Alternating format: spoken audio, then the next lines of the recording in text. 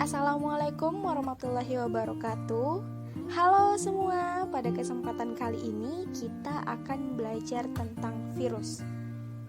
Video pembelajaran ini dibuat oleh mahasiswa program studi pendidikan biologi Fakultas Keguruan dan Ilmu Pendidikan Universitas Mula Warman.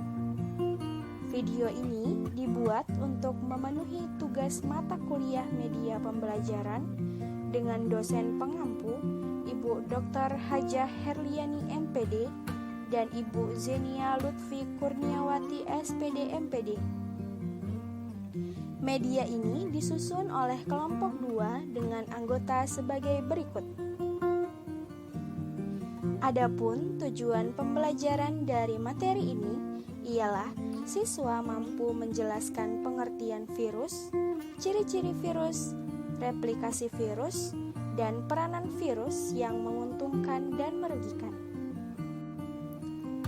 Materi pertama yaitu pengertian virus. Kata virus berasal dari bahasa Latin yaitu virion yang artinya racun. Virus adalah salah satu jenis parasit yaitu organisme yang hidup pada atau di dalam makhluk hidup lain yang disebut dengan inang dengan menyerap nutrisi tanpa memberi bantuan atau manfaat pada inangnya. Materi kedua tentang ciri-ciri virus. Adapun ciri-ciri virus antara lain, virus itu berukuran sangat kecil, berkisar 0,02 sampai 0,3 mikrometer dan yang paling besar berukuran sekitar 200 mikrometer. Virus tidak mempunyai membran dan organel-organel sel yang penting bagi kehidupan. Virus hanya dapat bereproduksi jika berada dalam sel hidup atau jaringan yang hidup. Dan terakhir, virus dapat dikristalkan seperti benda mati. Materi ketiga tentang bentuk-bentuk virus. Virus memiliki bentuk yang bermacam-macam. Di antaranya, yang pertama ada bentuk batang, misalnya TMV atau tobacco mosaic virus. Kedua, bentuk batang dengan ujung oval seperti peluru, misalnya rhabdovirus. Yang ketiga, bentuk bulat, misalnya pada HIV atau Human Immunodeficiency Virus dan Orthomysovirus. Keempat, dengan bentuk filamen atau benang, misalnya pada virus Ebola. Kelima, bentuk polihedral misalnya pada adenovirus, dan virus dengan bentuk seperti huruf T misalnya pada bakteriophag. Materi keempat yaitu tentang struktur virus. Struktur virus sendiri terbagi dalam 3 bagian. Yang pertama ada bagian kepala. Kepala merupakan bagian dalam virus yang berisi asam nukleat. Sedangkan bagian luarnya diselimuti oleh kapsid. Kepala virus bakteriophag berbentuk polihedral dengan jenis asam nukleat DNA. Bagian yang kedua ialah leher. Leher merupakan bagian yang menghubungkan kepala dan ekor. Leher juga menjadi saluran keluarnya asam nukleat menuju ekor. Bagian terakhir ialah ekor. Ekor merupakan bagian yang berfungsi untuk menempel pada sel inang. Ekor terdiri atas serabut ekor dan lempeng dasar. Serabut ekor berfungsi melekatkan diri pada sel inang, sementara itu lempeng dasar yang berisi jarum penusuk berfungsi untuk menginjeksikan DNA ke dalam sel inang. Materi kelima tentang reproduksi virus. Nah, proses perkembangbiakan virus ini terbagi dalam 2 macam, yaitu daur litik dan daur lisogenik. Daur litik terjadi jika pertahanan sel inang lebih lemah dibandingkan dengan daya infeksi virus. Seluruh tahapan dalam daur litik berlangsung dengan sangat cepat. Sedangkan daur lisogenik terjadi jika pertahanan sel inang lebih baik dibandingkan dengan daya infeksi virus. Selanjutnya adalah tahapan-tahapan dari daur litik. Yang pertama ada adsorpsi. pada adsorpsi, virion menempel pada reseptor spesifik sel inang dengan menggunakan bagian serabut ekornya. Tahapan kedua yaitu penetrasi. Pada penetrasi, ujung serabut ekor membuat lubang untuk menembus dinding dan membran sel inang. Selanjutnya, virus menginjeksikan materi genetiknya sehingga kapsid virus menjadi kosong.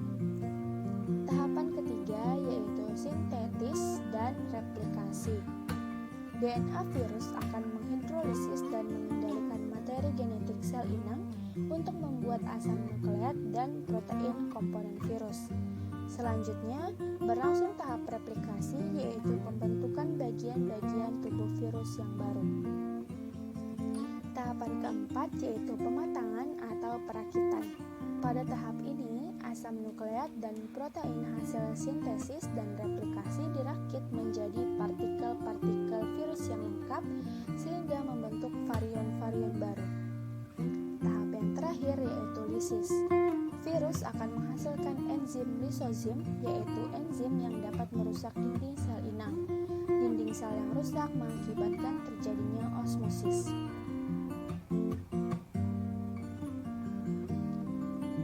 Lalu yang kedua ialah tahap-tahap dalam daur lisogenik.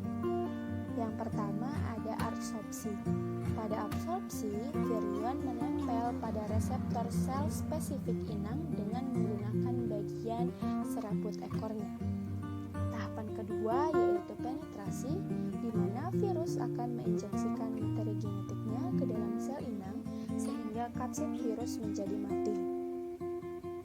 Selanjutnya tahap ketiga yaitu penggabungan. DNA virus akan bergabung dengan DNA bakteri membentuk profag. Dalam bentuk PAK, sebagian besar gen berada dalam fase tidak aktif, tetapi ada sedikitnya satu gen yang selalu aktif. Gen aktif berfungsi mengkode protein reseptor. Protein reseptor berfungsi menjaga agar gen-gen profag tidak aktif. Tahapan keempat yaitu pembelahan. Pada tahap ini, jika sel inang membelah, setiap anaknya akan mewarisi profag. Profag dapat induksi menjadi aktif sehingga mengakibatkan terjadinya daur litik.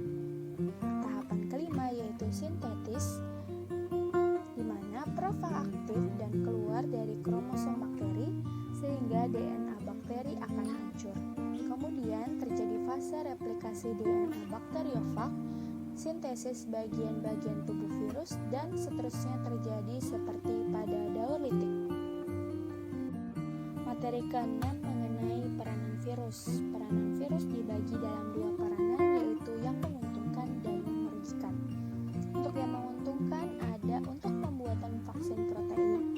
Kedua, digunakan dalam pembuatan rekayasa genetika. Ketiga, pengobatan secara biologis. Keempat, pemberantasan hama tanaman. Kelima, produksi interferon. Keenam, pembuatan hormon insulin. Adapun virus yang merugikan manusia itu ada beberapa virus. Yang pertama ada virus corona, kedua HIV atau human immunodeficiency virus, ketiga virus Ebola, keempat virus hepatitis, dan kelima measles virus.